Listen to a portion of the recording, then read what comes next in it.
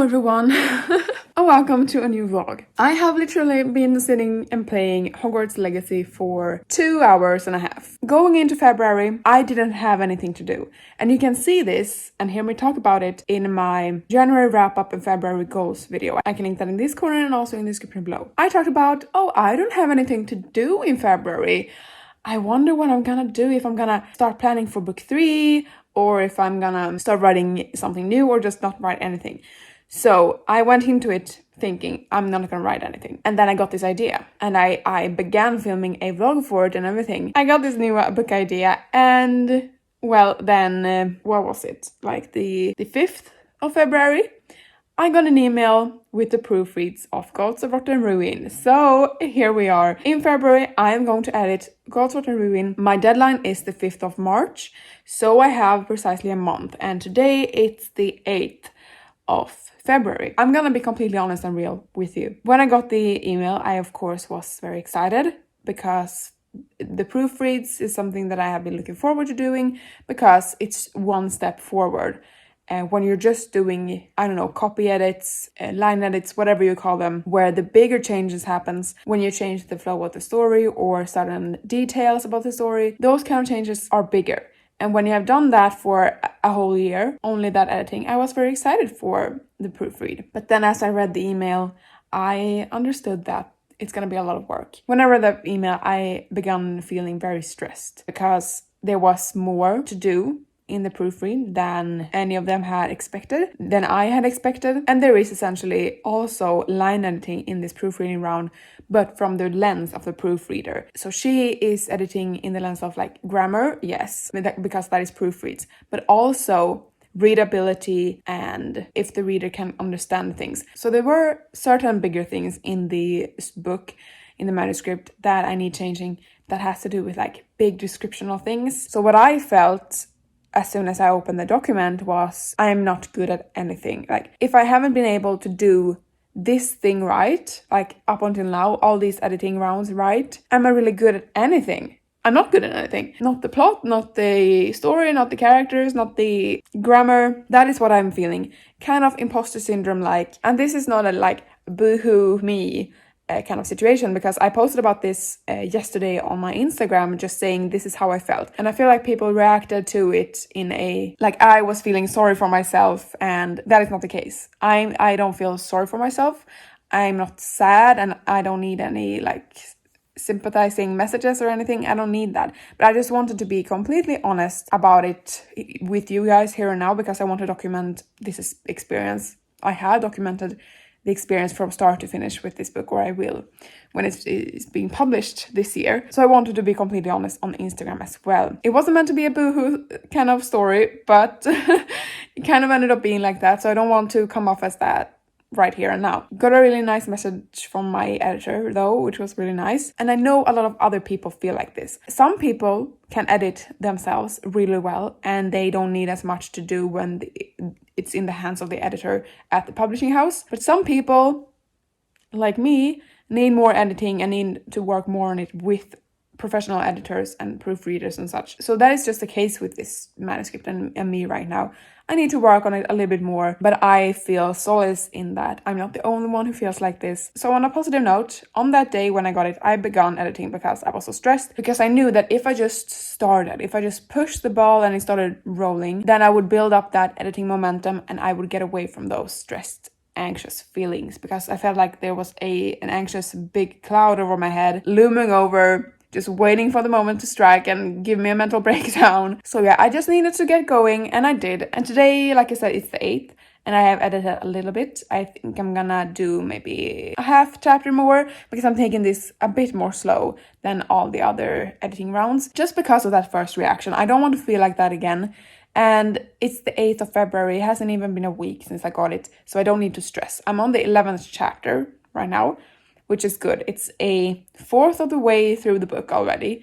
So if I just keep up the momentum of doing a little bit each day, I will get it done for the deadline. And my publisher said that the next step is for my editor to go through it again, and then for it to go through a proofread again. And this is also the thing that gets to me, because I haven't heard of any other author having to go through this much editing with their book or even their debut novel. I haven't seen this before, so I'm feeling like I'm worse than everybody else. Why do I need to work so much on my debut novel? Why can't I just get it right? Like, why can't I? What is wrong with me? There was quite a lot to do. But with that said, most of it are just grammatical things, and we know, you know, I know, they know that is my weak point. So I will just update you throughout this process if I feel anything new, if I feel like it's fun again to proofread, and that's really all I have to say for this update. But welcome to the new vlog. I'm sorry for this very long introduction. I just needed to get some things out of me. But anyway, I'm gonna stop talking now and I'll speak to you maybe tomorrow. Hello everyone, it's an update. It's February 10 and it's 10:36 a.m. and I am sitting down to edit some. I had a very slow morning. I haven't done any schoolwork, or I did a little bit of editing, but that was like, I just had to because I looked into the document and I saw something I could edit really quick. So I did that, but haven't edited anything except from that. But I have played some Hogwarts Legacy and I'm still loving it so much. Today it's official release day. I bought the deluxe edition, so I got 72 hours early access, which was very fun. So I've been playing it for the whole week. So it's Friday today. I have the day off work, and so today on my schedule, I'm looking at it right now because I have been feeling that I need to do or draw a schedule for myself to just put up on my inspiration boards or whatever you want to call them. And today I have schoolwork to do, but I did that during the week, so I'm already done with that. So I will not do any schoolwork today. Maybe read through one thing, but that will be really quick. And then edit a lot. I don't have a plan or goal because I am at the 50% mark, almost at the 50% mark. I'm on page 190 out of 447, chapter 15 in the book. And when I outlined this, chapter 16 was the midpoint. I'm at the midpoint or almost at the midpoint. So I don't have a goal of like doing 4 chapters today or anything like that, because since it's so much and some scenes, there is a complete rewrite of the scene. There was one thing that I stumbled across this edit that I don't think I talked about because it happened like after my intro. That was one scene that I thought there was no like problem with, because my beta reader didn't have a problem with it and the editor didn't have a problem with it. But then of course, when it comes to like proofreading things and being really nitpicky about stuff, she picked up on that, the proofreader. And I realized that that scene was like, it missed a lot of descriptions. So her surroundings, like how did any of this work? And that's a scene on like 3 pages or something. She, the proofreader, thought that that scene needed to be totally rewritten. So that was a bit rough going through that, but I am saving all the comments on that scene. I am going to email her sometime next week when I have gone through more of the book to ask about that scene. Do I have any other updates? Maybe? Yes? The sequel to this book, which I have a working title for, but I am not gonna announce the title yet because it is not set in stone. My editor or the publisher hasn't read the manuscript yet. I don't know if it's gonna be published. But anyway, the sequel is with a beta reader right now, and I didn't want to pressure her or anything to talk to me along the way of beta reading or reading it. So I haven't messaged her or anything asking questions on where she is in the book or how much she has read already. But she posted something on Instagram saying that she was beta reading, and then I asked her on DM like, can I ask how far you come? And she was on chapter 16, and that was yesterday, and that is so close to the midpoint, or the midpoint is like on chapter 20-21, but in my head I'm visualizing where she is and I'm like, it's the next chapter, like she's really close to the midpoint. It's not that close, but it is like 2 chapters in between that. But I'm very happy about that. And here's the deal. I don't know what she's feeling because I don't know if she did this with Gods of the Room when she read that. I don't think she messaged me along the way saying like if she likes it or don't like it or anything like that. But for some reason I was expecting it this time. So I'm like, why isn't she saying that she likes it? Why isn't she saying this and this and this? She's just said like it's really interesting so far. I tend to say that about things that I don't find fun and intriguing and good. So I was like, do you really find it good? Like, do you want to continue with the book? She's almost halfway. She's a really fast reader. But I'm just gonna wait. I'm gonna wait and see all her comments and her answers to the questionnaire form thing. I'm gonna wait. I'm not gonna get ahead of myself. and think that she hates it, because maybe she doesn't, and I'm just way ahead of myself. But when she said that she was on chapter 16, I needed to go back into my document and see what chapter 16 was. And I'm very excited about chapter 16. Like, I find it really fun and exciting, and I hope that she finds it entertaining. And then it's really close to the first kiss scene as well. And I read through my favorite scenes, which is chapter 16, the kiss scene. I didn't want to read through all of it, but I just felt like I need to go through this. And since I have been doing proofreads with Ghost Ruin, I looked through that lens. So I saw problems that I had in Ghost Ruin. I saw those kind of things, not a lot, like not as much as I find here, because the proofreader is of course way better at this than I am. I started picking up on things, so I made a few comments myself in the manuscript. Anyway, I'm gonna stop procrastinating and talking to you guys. Hello everyone. It's the 13th of February, and I thought that we could do some editing together. The real deal is that I was beginning to gather up all the clips for this vlog, because I have decided to split the proofreads into 2 separate vlogs, because this vlog will come up a bit earlier than the part 2. So anyway, so I realized I didn't have enough footage to make like a complete vlog, because I think it's just 2 updates, 2 days of filming. So that's why I'm sitting down now today, and we're gonna edit a whole chapter together. I'm not gonna screen record anything, because this is chapter 22. Let's just begin with that. I'm on page 287 out of 447. But I can talk about what I'm doing and like go through it with you to kind of fill out this vlog, and also update about my life, I guess. I have been sick for the last 3 days, or actually 2 days, but I feel good today. I don't have any fevers, I don't have any sore throats, because that is how it began. And of course it's really difficult because this is a proofread, and Swedish grammar is not the same as English grammar. So some things I may not be able to convey or like describe to you well, so I will just skip over that. So I will just go through it and comment how it's going. You will get to see my reactions and everything, and I will also get to see how long this chapter takes me. Most things I'm learning now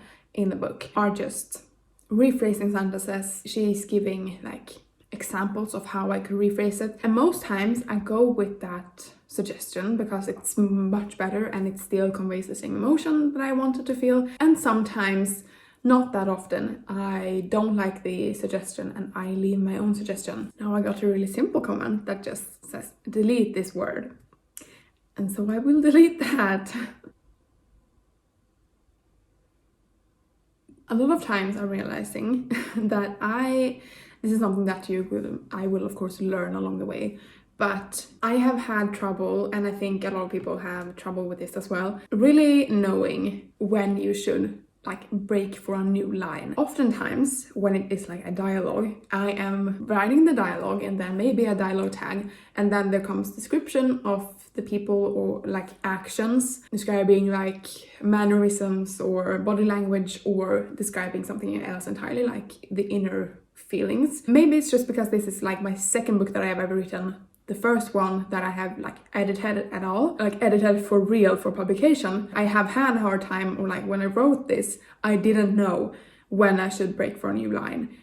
Because you should do that when the description is like her own thoughts, that shouldn't be paired with someone else's dialogue, or a new action or a new scene or something new is described, then you should break for a new line. So there's been a lot of like those comments, and now I have one as well, like one after the other. And also something that I have been kind of understanding and trying to relearn in my own brain is a grammatical thing here in Sweden. For example, but in a sentence, she liked him, but blah blah blah. Or and, for example, she wanted to bring coconuts and lemons and, you know, and. This is something that I know that I have misunderstood from Swedish class in my high school years. We learned about grammar. Yes, grammar, that I'm now working with and I haven't learned anything from, apparently. Or the one thing that I did learn, or thought that I learned, was that you couldn't put comma before but or before and. So you couldn't say like, she liked him, comma, but blah blah blah, or she wanted to bring little coconuts, comma, and blah blah blah. But what I'm now realizing that I should have realized before, because it's just logic, it's grammar logic here in Sweden. You can put a comma before but, because the comma serves as a kind of short pause. And also, for example, if you are describing multiple things, you also use a comma. So she wanted to bring coconuts, comma, lemons, and blah, blah, blah. So the comma and the and serves as a kind of the same structuring of words, for example, coconuts and lemons. And so what I thought that I learned from the class was that you couldn't have a comma before but or and, but you can. You can have a comma before the but you can't have a comma before the and, or that's the thing as well with being an author and writing, because you have creative liberties. So like, you can have your own writing style. And sometimes in this book, there is a comma and then an and for dramatic effect. So I've been using more commas now in this proofread, or putting them in. And that's just something that I needed to learn with this proofread. So now when it comes to like, if I see a sentence like that, I can use a comma before a but not before an and. Or I think that's the right thing. It's so satisfying when you come to like a scene or a page. I can show you. When there's like no comments, there is a comment over there, but that's really short. There was like, here was the last comment. And then we just go through with no comments, nothing to change. When you come to those things, it's really satisfying to know that for at least one page, there was no proofreading to be done. Here's something new as well, where the male main character lifts the female main character up with one arm. And I thought that was very kind of hot, because he is bigger than her and very much stronger than her. So I thought that was completely possible, but the proofreader pointed out like, that seems kind of hard and difficult, picking up with just one arm when it's like a full-grown woman. So it's like that kind of changed right now. But like, here's the thing as well. Here I have a comment before an and she didn't comment that. So I don't know what to make of this anymore. I don't know what. I'm just gonna write as I like to write, okay? And then we'll see if it passes in proofreads or not. So forget my whole speech about but and, because here we got to a comment that said, I need to translate it because like I don't know the translation. Kind of being translated into nice wording. She commented on a sentence that I had written that was nice. Anyway, I don't want to say the sentence out loud because it makes me feel embarrassed, but she made a compliment on it, so I will just I keep all of these comments where she says something nice about the text because they are very rare. We're getting to the end. That marks the end of this chapter, and it took me 43 minutes. Of course, if I didn't talk with you guys or film everything, it wouldn't have taken me this long. And we're just gonna end this little segment on a short and sweet comment that said nice, or that was nice, like the end paragraph was nice, and then like a sparkling emoji. I feel very proud of this scene actually. So there was a lot of comments, but they were mostly like new paragraph comments, like you need to bring this down paragraph, and there were also certain word choices that I needed to change, like small grammatical things, but there was like 3 bigger comments about certain body language and what that conveys. And I think I need to go through this scene, like reading through that paragraph again later, on a later date when I'm done. I have 10 chapters left, including the epilogue. Like I'm counting that as a chapter. 10 chapters left, and I'm going to end this vlog right here because I'm going to start a new one, and I am going to edit the last 10 chapters of my book in the next vlog. So I hope you're excited for that, but until then, thank you so much for watching this video. Leave a like and a comment below. What is your favorite part of editing? Like, what type of editing is your favorite? Is it line edits, copy edits, proofreading, big developmental edits, like the big ones that you do right after a first draft? If I'm going to answer this question, I think it would be developmental editing, because I find that puzzle piecing kind of thinking much more fun than the nitpicky stuff. So changing around chapters, rewriting a chapter, or adding a scene in a chapter, that kind of big thing where you can really see the changes and you can feel the story changing and get better. So I think that's my favorite. Thank you so much for watching this video, and subscribe because I post a new video every week, every Thursday, and it's the best way to support my channel. And I will see you in the next one. Bye!